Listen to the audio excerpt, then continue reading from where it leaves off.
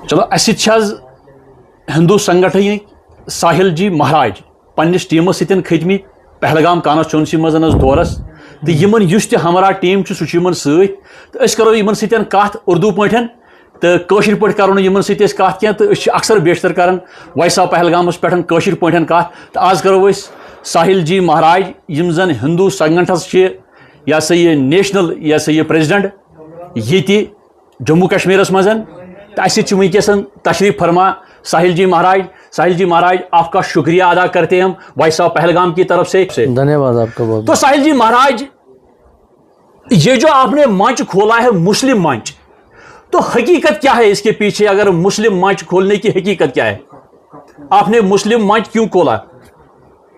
जय हिंद हिंदुस्तान। सबसे पहले तो आपका धन्यवाद कि आप अपना कीमती समय निकाल कर आए और हमारा श्री हिंदू संघ और श्री हिंदू संघ का मुस्लिम मंच, जैसे कि आपने पूछा कि इसके पीछे मकसद क्या है, इसके पीछे एक ही मकसद है और वो है प्यार मोहब्बत। क्योंकि प्यार से मोहब्बत से हम सभी एक हो सकते हैं, एक दूसरे को अपने साथ जोड़ सकते हैं। ये एक पहल है श्री हिंदू संघ की कि उसका मुस्लिम मंच बनाना, कि हम मुस्लिम भाई और हिंदू भाइयों का आपस में एक मिलन करवा सकें।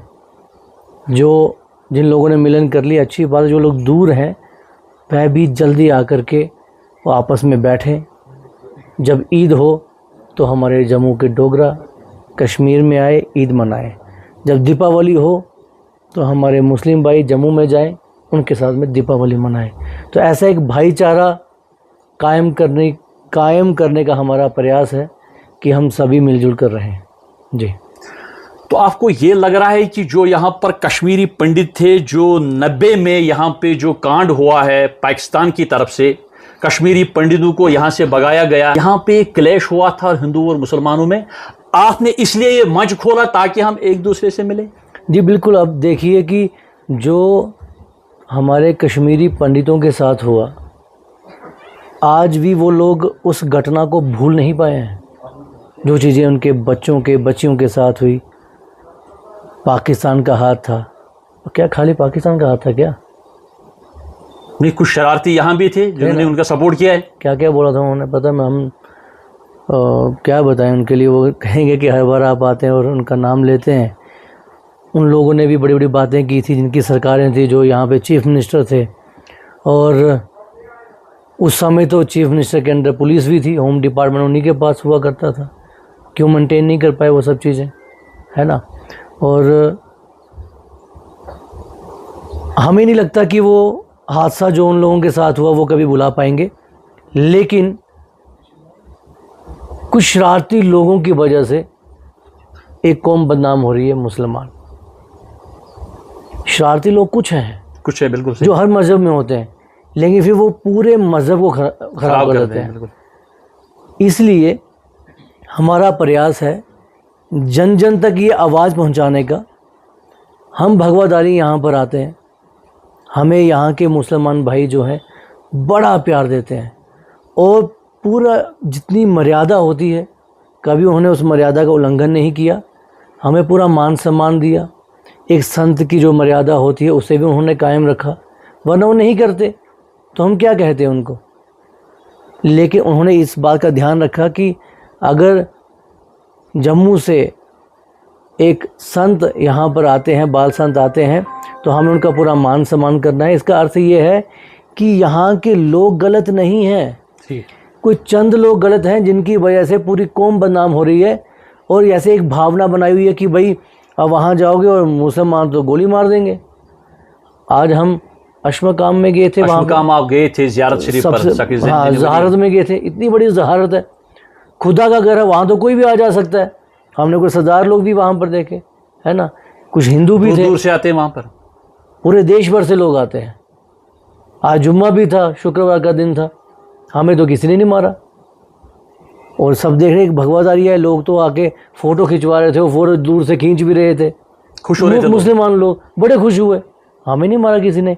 ये एक संदेश है उन लोगों के लिए जो हम लोगों के बीच में एक दरार डाल रहे हैं। बिल्कुल सही। और हम पूरे हिंदुस्तान को आपके चैनल के माध्यम से बताना चाहते हैं कि कश्मीर का मुसलमान गलत नहीं है। और हम सरकारों से भी कहना चाहेंगे, पुलिस प्रशासन से भी कहना चाहेंगे, जो एक चीज़ें चल रही हैं कि आप कश्मीरी लड़कों को, मुसलमान लड़कों को उठा के ले जाते हो, अंदर दे रहे हो जेलों में, शक हुआ अंदर दे दिया। हम उनसे निवेदन करते हैं कि ऐसा जुल्म मत कीजिए। अगर आपको किसी पर शक है कि भैया इनकी कहीं पे इन्वॉल्वमेंट है, आप आइए, जो गांव के मोतबर लोग हैं, जहाँ हमारे संगठन के भी मोतबर लोग यहाँ पर हैं, वो स्वयं उन लड़कों को लेके थाने में आएंगे। लेकिन बिना प्रूफ के उन बच्चों को 2-2, 3-3 महीने, 1-1 साल के लिए जेल में बंद कर देना हमें नहीं लगता ये सही है, ये एक गलत स्टेप होगा। तो आपको हमें लगता है कि अगर सुबह का बोला हुआ शाम को घर वापस आ जाए तो उसे बोला नहीं कहा जाता। ठीक सर। उसे एक मौका देना चाहिए सुधरने का। इंसान है ना, चाहे वो मुसलमान है, सिख है, हिंदू है, खून तो हम सब में एक ही है। ये मज़हब की बातें हम और आप आपस में बैठे करते हैं, ऊपर वाला थोड़ी करता है। ये तो हम लोगों ने भेदभाव बनाया हुआ है।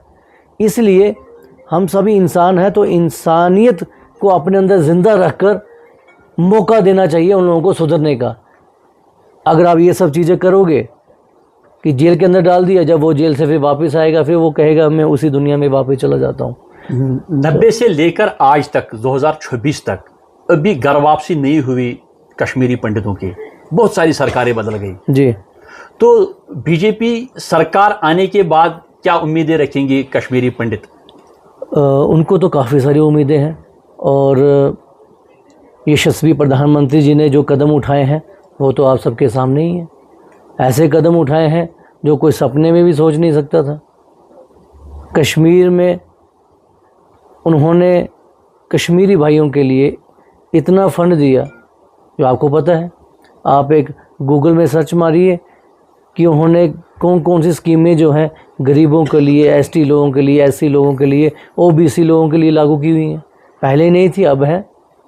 लेकिन सिर्फ क्या है कि कभी कभी वो इम्प्लीमेंट नहीं आप लोग करवा पाते हो, क्योंकि जब तक हमें उस चीज़ की जानकारी नहीं है, हमें पता ही नहीं क्या दिया हुआ है। जो जहाँ पर पुराने ठेकेदार बैठे हुए हैं, जिस तरह से वो भड़काते हैं लोगों को, वो भड़क जाते हैं। लेकिन अब जो आज का यूथ है ना, वो बड़ा समझदार है, क्योंकि वो गूगल में सर्च मारता है, चैट जीपीटी खोलता है फटाफट, उसमें देखता है कि भाई क्या क्या है। आज का यूथ जो है वो समझदार हो चुका है, अब वो पत्थर नहीं उठाता। तो अभी तो ये लोग परेशान हैं। पहले तो बोलते थे वो पत्थरबाजी शुरू हो जाती थी, दंगे फसाद शुरू हो जाते थे। अब कहाँ है वो पत्थरबाज, हमें नहीं दिख रहे। इसमें हम एक चीज़ और भी कहना चाहेंगे कि जम्मू लग रहा है कि पत्थरबाजी में यहाँ का सियासत का हाथ है। आपको नहीं पता क्या? नहीं, आपको लग रहा है जब हालात सुधरे अभी? आप बताइए हमें, आप बताइए, यहाँ पत्थरबाजों का हाथ नहीं था क्या? तो यहाँ पे दंगे फसाद होते थे, सियासी लोगों का हाथ नहीं था क्या? जब कंट्रोल यहाँ से चला गया सेंटर के अंदर। नहीं, वो छोड़िए ना, पहले था कि नहीं था? कहाँ? यहाँ पे हाँ, सियासी लोगों का हाथ था कि नहीं था?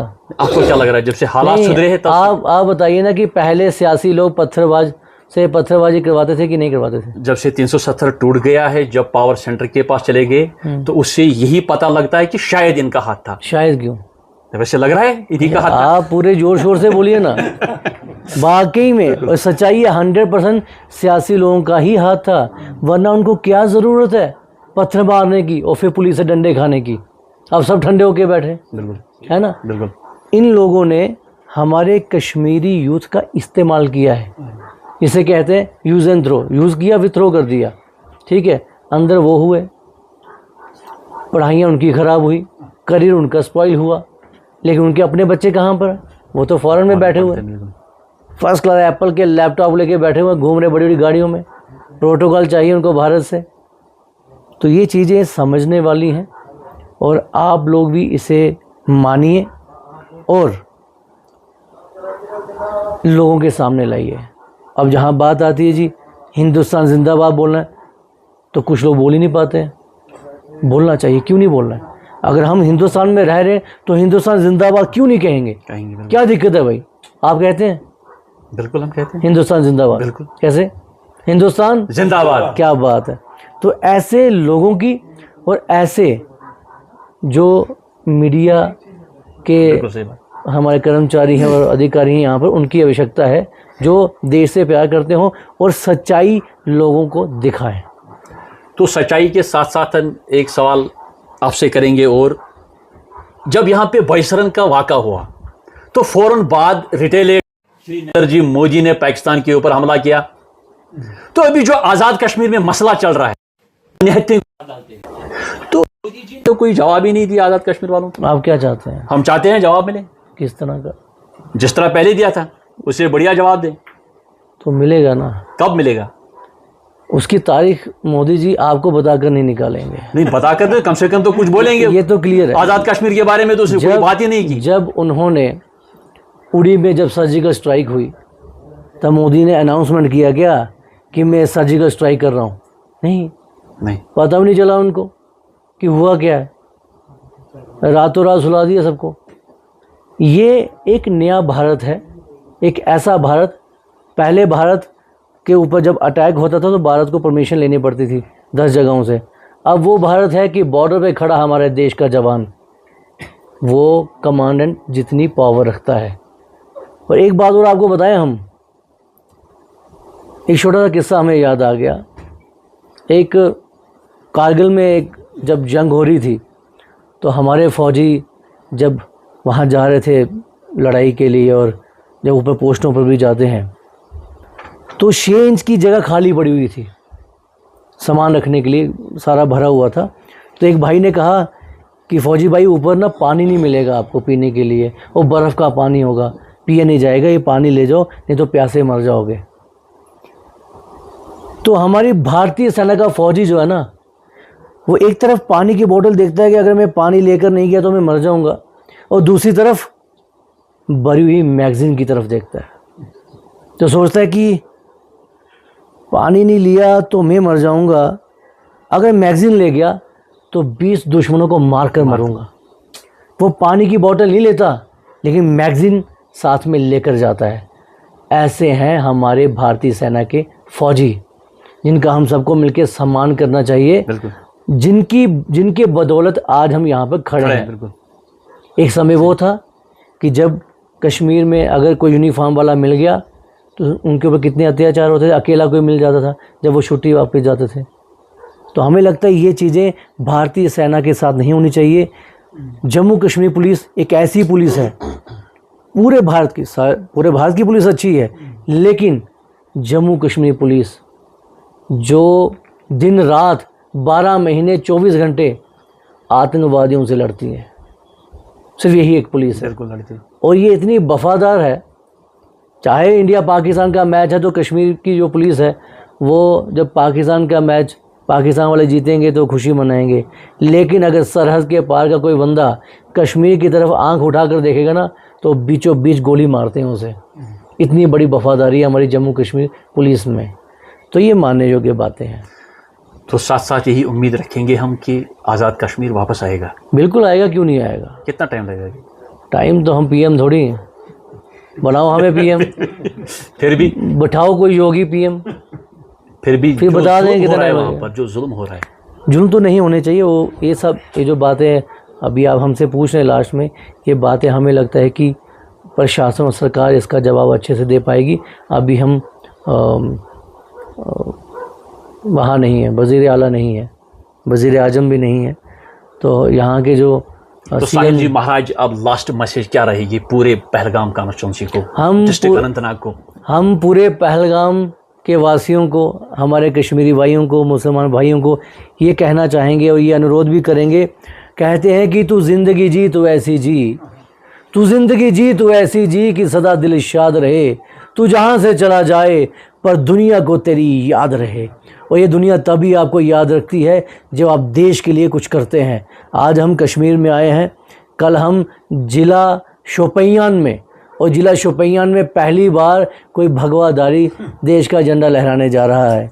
तो कल हम ठीक 1 बजे वहाँ पे झंडा लहराने जा रहे हैं। शोपियां वालों, वहाँ पे हम आ रहे हैं झंडा लहराने के लिए देश का।